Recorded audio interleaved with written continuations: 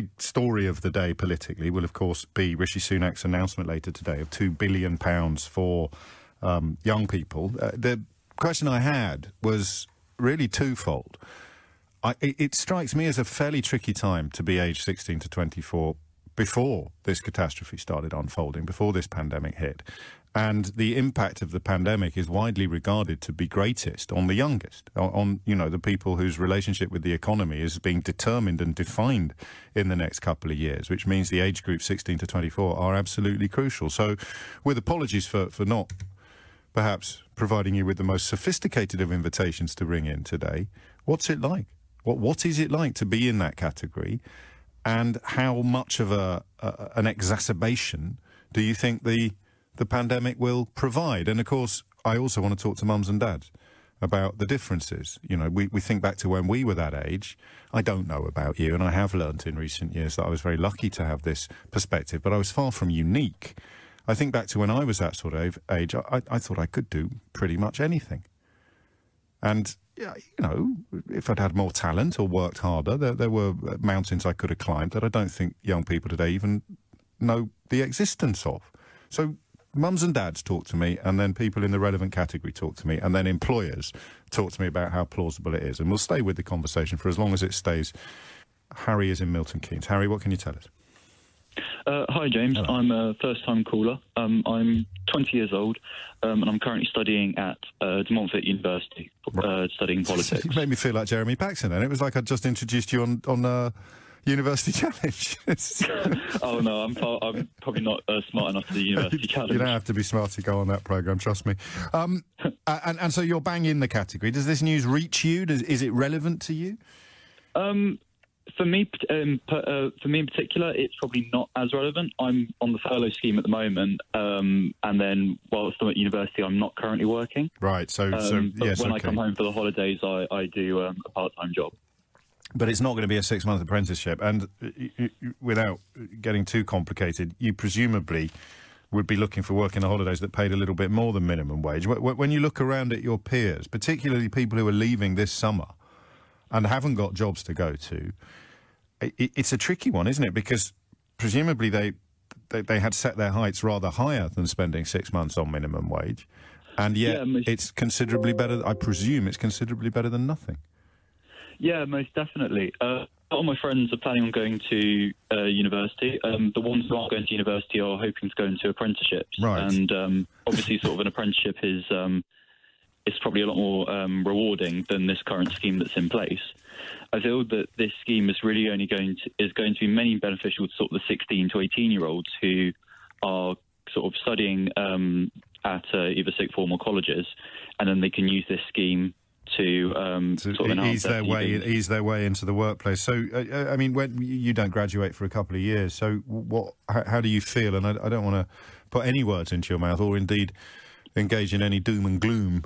So I'll just ask you straight: how do you feel about your prospects, taking the pandemic into account, compared to how you felt about them when you signed up to go to De Montfort? I'm very sort of it's a very sort of confusing time, which sort of to say the least. I'm hoping to go back to university in September, but there's sort of the university has said we're hoping to be open for business in September, but a lot of large-scale lectures will be online. They're hoping to do some small-scale seminars with social distancing measures in place, but how feasible that's going to be is different. Also, because De Montfort is in Leicester, and Leicester's currently in lockdown. Yes, it's quite a difficult situation. Tough times. Do you, and you don't have to answer this in case they're listening, do you sort of, when I was your age, I casually expected to do a little bit better in material terms, financial terms, than my mum and dad did. And largely luck, as it turned out, rather than judgment or anything like that. Is that a fair description of you and your generation when you look at your mum and dad and where they live and what they do, and you look at your prospects and your future? Do you think to yourself, I should be able to do as well as them? Yeah, I'd hope so. I'm middle class. You know, I live in a nice area. I have very hardworking parents. I've been raised with a very positive mindset that you can achieve what you set out to achieve, and I have the support for what I want to do. Well, it's probably fair to say then that this, as you acknowledge, this isn't really aimed at the likes of you, is it? This scheme, it's we need to identify precisely who it is aimed at, and then work out. Yes, exactly. The feasibility of that. I like what singles you out or distinguishes you from me when I was your age is the number of your friends who do make the choice between university or going into the workplace, or make the choice between apprenticeships or education. I don't think my class of my generation did that. It was almost like a conveyor belt into college and university. So this sounds like a good idea. It sounds like a fantastic idea, giving young people an opportunity to work and giving companies the money to hire them. Now, where is the problem here? There is a problem, and I hope this doesn't manifest in the UK. But what happens in Italy is a lot of young people are hired by companies under a program called stage. Now, the main idea behind this stage program is to provide young people with skills in order to gain employment. Now, it's not a guarantee that the young people will get a job at the end of this stage period. How it more or less works is a company will place an ad for one of these stage people. They will apply for it and they will be hired. Now, the company doesn't pay a salary to this person. Instead, their local government or the region in Italy will pay a fixed salary to that person. Normally, it's about 300 euros per month. Now, of course, this is not enough to live on, but the idea behind it is it's enough for young people to cover their expenses traveling to this workplace. And it's an incentive for companies to employ people because they don't actually have to pay them a salary. Now, there are a number of problems with it, and the main one being that many companies abuse this system. They hire people to do basically slave labor, and after the fixed period of time, they write a report saying this person is not suitable for the job, or they end the contract, and the stagista, the person who's doing the stage, is laid off, and the company simply hires another one. And the cycle starts once again. Now, I hope this isn't what's going to happen in the UK, but it sounds eerily similar. And unfortunately, this system has always been pretty much a sticking plaster and a means for companies to hire people on slave wages. Now, this system originally was an apprenticeship, and you would be paid a certain salary by the company. But because unemployment was a huge problem and the successive governments wanted to suppress the unemployment numbers, they introduced this system. Now, at least with an apprenticeship, there was a chance that you would have a job immediately after the trial, the apprenticeship itself. But this stagista program, this stage program, was introduced for everything. At least with an apprenticeship, you learned a skill. Unfortunately, this stage system is being applied for every type of job. Packing shelves in a supermarket, doing photocopying, all types of activities. So it doesn't actually provide the young people with the skills necessary. Many young people have to actually do multiple stage courses to eventually get employed. So it doesn't actually lead directly into employment. It leads indirectly into employment.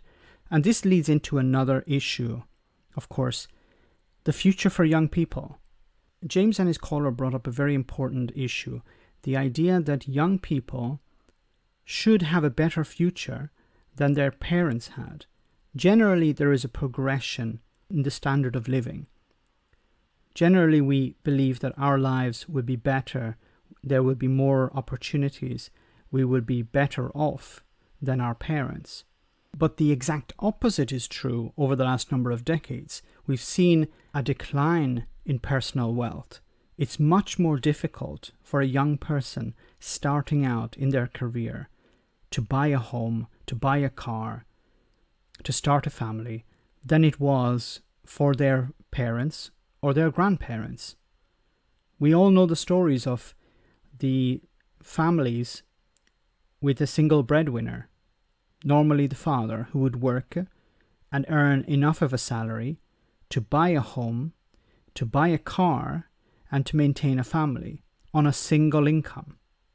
Normally that home would be a 2-bedroom or 3-bedroom house, not a 1-bedroom apartment. But unfortunately, young people who are unable to achieve the house, the car, the family, are ridiculed by the previous generation, and of course said to be lazy and unambitious in their lives. The millennial generation are having it extremely difficult, but unfortunately the Z generation are going to have it even more difficult, and unfortunately governments and society don't seem to understand that yet. If you're a millennial, a Generation Z, or even Generation X, I'd really like to know how you have been affected by this. Let me know in the comment section. As always, your comments are greatly appreciated. Thanks a lot. Why not become a Patreon and enjoy access to our Discord server where we share news, chat, and have some fun? If you become a patron, you can also make video suggestions on topics that are important to you. Check it out via the link in the description.